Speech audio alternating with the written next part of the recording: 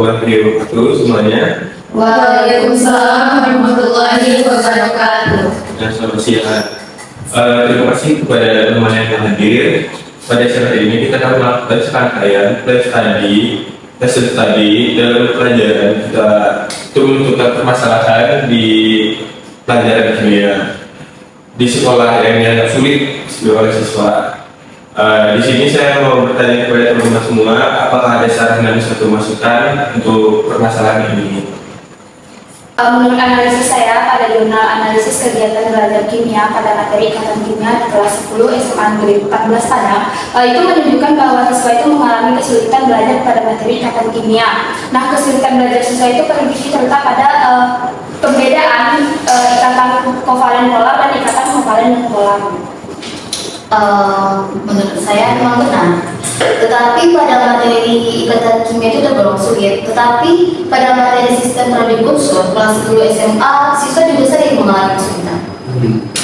Saya juga setuju pendapat yang telah diutarakan oleh Nurul yang mengatakan bahwasanya siswa itu mengalami kesulitan pada materi ikatan kimia. Dan saya juga telah menemukan dari jurnal yang telah saya baca, itu ada banyaknya kesulitan bagi siswa dalam mempelajari ikatan kimia. Salah satunya itu jurnal tentang analisis miskonsepsi pada peserta didik kelas 10 IPA pada materi ikatan kimia menggunakan instrumen terkait multiple choice. Nah, di sini ada dua permasalahan dari ikatan kimia dan sistem kredit. Apakah ada tambahan lagi bagi teman-teman? Apabila siswa itu sudah tidak tertarik dengan materi ikatan kimia, maka akan sulit bagi siswa itu untuk memahami materi kimia itu sendiri. Dan juga kesulitan memahami materi itu menyebabkan rendahnya minat siswa dalam belajar kimia. Dan jadi analisis teman-teman semua bisa disimpulkan bahwa siswa cenderung disulit memahami materi ikatan kimia daripada materi sistem produk unsur. Nah, di sini ada permasalahan model pembelajaran apa yang tepat untuk mengatasi permasalahan tersebut. Menurut saya, model pembelajaran yang bisa diterima itu model problem based learning. Itu sesuai dengan materi ikatan kimia, karena mengingat materi ikatan kimia itu sulit untuk dipahami dan juga pembelajaran lebih berpusat kepada siswa, sehingga siswa itu menjadi lebih aktif dalam pembelajaran baik secara individu maupun secara berkelompok. Kalau menurut saya, model pembelajaran PBL ini juga cocok untuk mengatasi permasalahan ini, yang mana pemikiran kritis siswa dan pemikiran kreatif siswa itu sangat diperlukan untuk memahami materi ini. Kemudian, model ini juga untuk meningkatkan kemampuan memecahkan permasalahan pada peserta didik dengan mandiri dan meningkatkan motivasi peserta didik dalam belajar kimia. Izin menambahkan saran, namun menurut saya model pembelajaran saintifik itu juga cocok untuk memberi pemahaman kepada peserta didik untuk mengetahui, memahami, mempraktikkan apa yang sedang dipelajari secara ilmiah. Baik, terima kasih untuk teman-teman atas saran dan pendapatnya. Namun apa yang tambah lagi model pembelajaran yang lebih cocok sekiranya, atau apa saran tambahan lagi? Gini, pada model PBL ini guru itu membimbing siswa secara individual maupun kelompok, jadi sehingga memudahkan siswa itu untuk memahami materi pada ikatan kimia tersebut. Justru model-model itu memberikan tantangan loh dari siswa. Mereka itu jadi bisa memperoleh kepuasan dengan menemukan pengetahuan baru bagi dirinya sendiri. Tetapi di sini saya ingin menambahkan, model saintifik ini juga membiasakan siswa agar lebih berani dalam menanggung risiko pembelajaran, mendorong siswa untuk berani dalam mengungkapkan pendapat. Iya, baiklah, dari semua pendapat teman-teman, jadi untuk model yang kita gunakan ini, pembelajaran ini, model problem based learning, kira-kira media apa yang cocok dalam pembelajaran ini? Izin mengutarakan pendapat. Nah, jadi kan kita sudah menggunakan model dengan problem based learning. Nah, menurut saya jika kita menggunakan media LKPD itu dapat mempermudah dan mempersempit ruang dan waktu sehingga pelajaran kita lebih efektif. dan efisien. Saya juga setuju. Menurut saya LKPD ini juga dapat menjadi sesuatu hal yang cocok untuk membuat peserta didik agar lebih aktif dalam kegiatan belajar dan juga dapat membantu dalam proses memahami dan berlatih mengenai materi yang akan dipelajari atau yang sedang dipelajari juga. Menurut teman-teman, bagaimana jika kita menggunakan media PowerPoint? Nah, media PowerPoint ini juga cocok karena berisi poin-poin dan dilanjutkan dengan penjelasan guru yang mempermudah siswa untuk memahami materinya. Baik, karena semua udah mulai digunakan nih. Ada yang menyarankan media LKPD dan ada yang juga menyarankan media PowerPoint. Jadi teman-teman setuju kita menggunakan LKPD atau PowerPoint? Setuju. LKPD. Nah, dari kalian kita sudah bahas dari segi materi, model, maupun media. Buka pemikirannya jika kita tidak mengadakan evaluasi. Nah, evaluasi ini merupakan hal penting juga terhadap satu program. Kemampuan pengetahuan dan perkembangan. Apakah dari teman-teman ada memiliki saran atau pendapat untuk evaluasi ini? Saya ingin mengusulkan saran yang mana itu untuk evaluasi itu kita menggunakan post-test. Karena post-test ini kan bertujuan untuk mengetahui taraf pengetahuan siswa atas materi yang telah kita ajarkan pada siswa tersebut. Apakah teman-teman ada tambahan ini? Kami juga setuju. Oke, berarti pada diskusi kita hari ini kita menggunakan materi akademia dengan modul pembelajaran problem based learning menggunakan media LKPD dan sebagai evaluasinya kita akan menggunakan post test. Apakah ada tambahan ini oleh teman-teman atau diskusi lain? Sudah cukup. Baik, mungkin karena diskusi kita telah berakhir, saya ucapkan terima kasih sebelumnya. Saya akhiri, wassalamualaikum warahmatullahi wabarakatuh. Waalaikumsalam warahmatullahi wabarakatuh.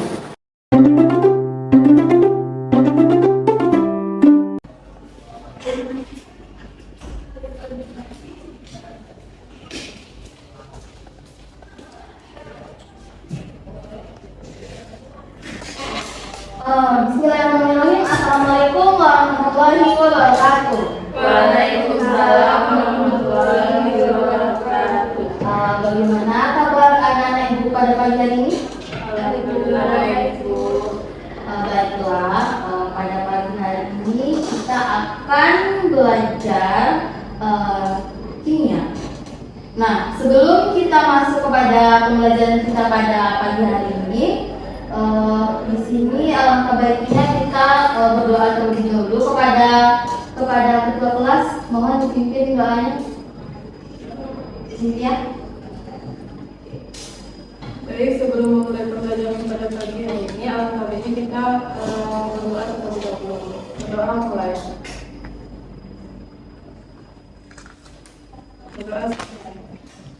Baik, sebelum kita masuk kepada pembelajaran, di sini Ibu akan mengambil absen terlebih dahulu kepada namanya terpanggil Cynthia Marini, Ibu. serta Nanda Agustina, Ibu.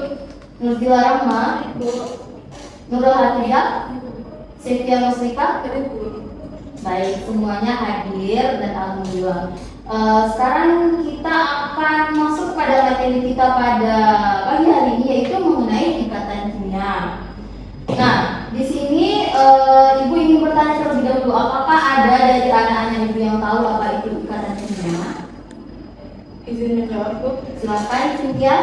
Ikatan kimia itu adalah gaya tarik menarik antara atom-atom atau molekul-molekul yang mengikat menjadi suatu kesatuan yang stabil. Ya, benar sekali apa yang disampaikan oleh Cynthia tadi. Ikatan kimia itu merupakan ikatan dalam interaksi gaya tarik menarik antara dua atom atau molekul yang menyebabkan suatu senyawa itu menjadi stabil. Nah, untuk kamu ketahui bahwa ikatan kimia itu ada terbagi menjadi 5, yaitu ada ikatan ion, ikatan kovalen koordinasi, dan ikatan logam. Nah, kemudian untuk mencapai suatu kestabilan, elektron itu perlu melepaskan dan melakukan penarikan elektron. Nah, itu disebut dengan kaidah oktet dan duplet. Apakah di sini ada yang tahu apa itu kaidah oktet dan duplet? Saya Bu. Silakan, Kak. Jadi kecenderungan atom-atom itu untuk memiliki konfigurasi elektron seperti gas mulia yang memiliki 8 elektron valensi itu disebut dengan kaidah oktet. Nah, sementara atom-atom yang memiliki kecenderungan untuk memiliki konfigurasi elektron seperti helium yang memiliki 2 elektron valensi itu disebut dengan kaidah Dirac. Ya, benar sekali seperti yang dijelaskan oleh teman kamu bahwasanya terjadi pelepasan elektron dan juga penarikan elektron. Nah, di mana pelepasan elektron ini biasanya terjadi pada golongan 1A, 2A, dan 3A pada sistem periodik unsur. Sedangkan untuk penarikan elektron itu biasa terjadi pada golongan 5A, 6A, dan juga 7A. Nah, di sini terbagi ikatan kimia itu terbagi menjadi beberapa. Nah, salah satunya itu adalah ikatan ion. Nah, apakah ada yang tahu apa itu ikatan ion? Silakan berbilang. Nah, ikatan ion itu adalah ikatan yang terjadi akibat adanya serang terima elektron sehingga membentuk ion positif dan ion negatif. Yang konfigurasi elektronnya itu sama dengan gas mulia. Ya, benar sekali yang disampaikan oleh teman kamu Nurzila bahwasannya ikatan ion itu juga terjadi antara ion positif dengan ion negatif atau logam dan juga non-logam. Nah, di sana terjadi serah terima elektron antara logam bermuatan positif dan juga negatif. Baiklah, tadi kan Ibu sudah menjelaskan kepada anak-anak Ibu semua mengenai ikatan kimia, yaitu ada ikatan ion, kovalen koordinasi, dan juga ikatan logam. Nah, dari materi yang telah Ibu sampaikan tadi, apakah ada dari anak-anak Ibu yang Ibu bertanya atau merasa belum mengerti? Cukup? Baiklah, karena anak-anak Ibu sudah mengerti tentang materi yang telah Ibu jelaskan tadi, sesuai dengan kelompok yang telah dibagikan kemarin, kita ada 3 kelompok, ada kelompok 1, 2, dan 3. Di sini Ibu akan memberikan LKPD kepada masing-masing kelompok. Tolong dikerjakan selama 15 menit. Nah, setelah itu kita akan melakukan presentasi. Ini LKPD-nya dikerjakan selama 15 menit dengan anggota kelompok.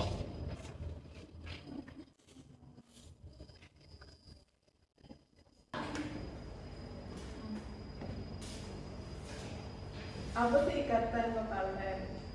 Ya, lagi diskusi. Ikatan kovalen itu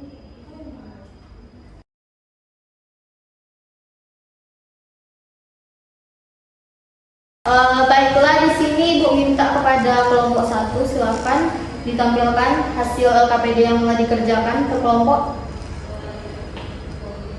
maju depan. Iya, maju ke depan.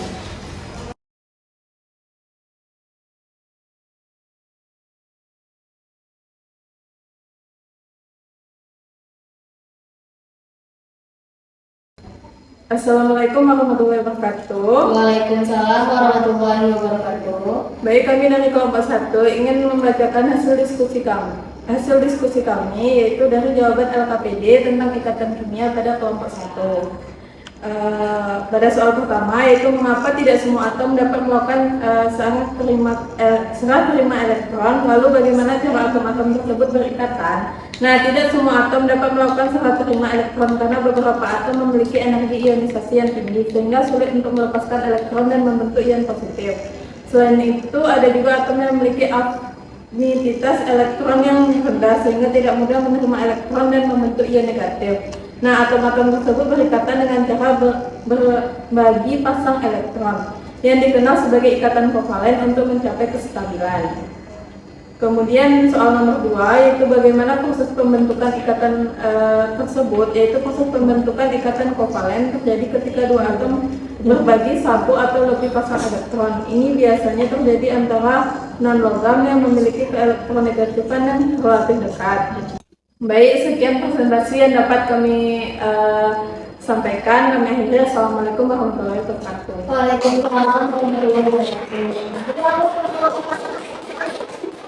Baiklah, terima kasih kepada kelompok 1 yang telah mempresentasikan hasil diskusi kelompoknya. Di sini Ibu merasa sangat puas ya. Terima kasih sekali lagi kepada kelompok 1. Baiklah, pada anak-anak Ibu semua. Tadi Ibu telah memeriksa jawaban dari tugas kelompok kamu, kelompok 1, 2, dan 3, dan Jawabannya itu sangat memuaskan. Berarti anak-anak ibu di sini sudah paham mengenai ikatan kimia yang telah kita diskusikan secara bersama-sama tadi. Baiklah, untuk hari ini cukup. Apakah ada yang ingin ditanyakan? Tidak, Bu. Selanjutnya untuk minggu depan kita akan lanjut kepada materi kita seterusnya. Terima kasih atas perhatian anak-anak ibu semuanya. Terima kasih juga telah mengerjakan LKPD-nya dengan sungguh-sungguh. Sekian dari ibu, karena jam pelajaran juga sudah habis. Kita akhiri. Wassalamualaikum warahmatullahi wabarakatuh. Waalaikumsalam warahmatullahi wabarakatuh.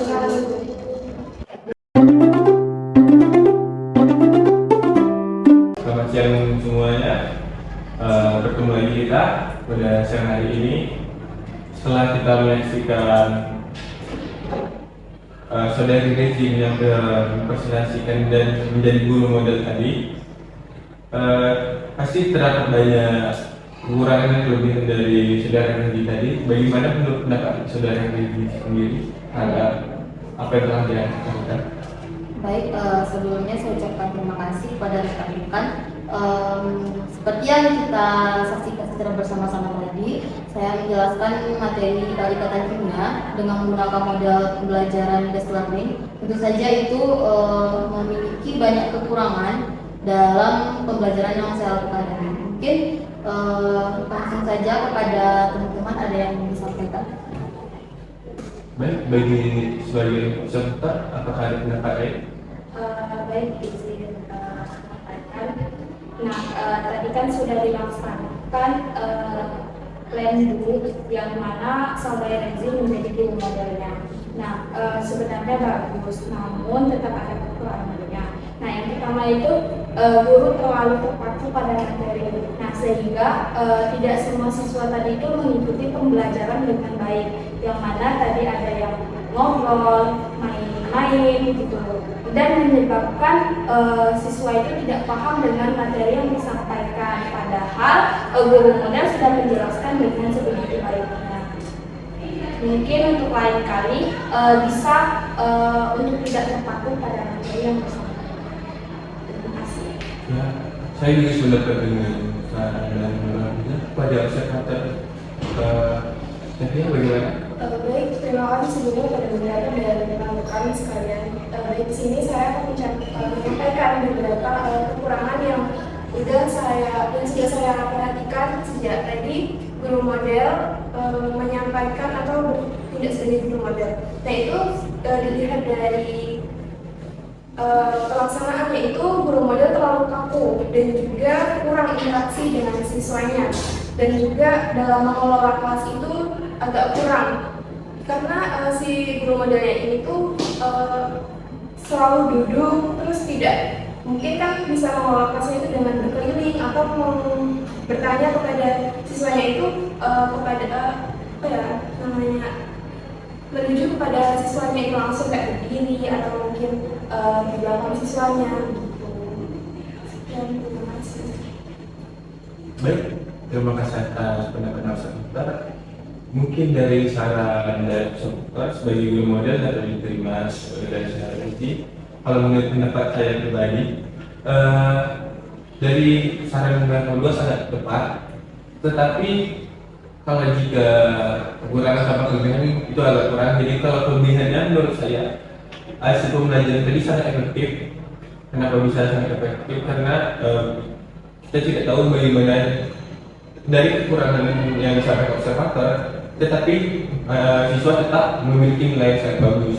Berarti sebagian murid masih tertarik untuk belajar ikatan kimia. Mungkin dari itu dari saya. Menurut pendapat saudara Rezi, apakah ada yang ingin disampaikan?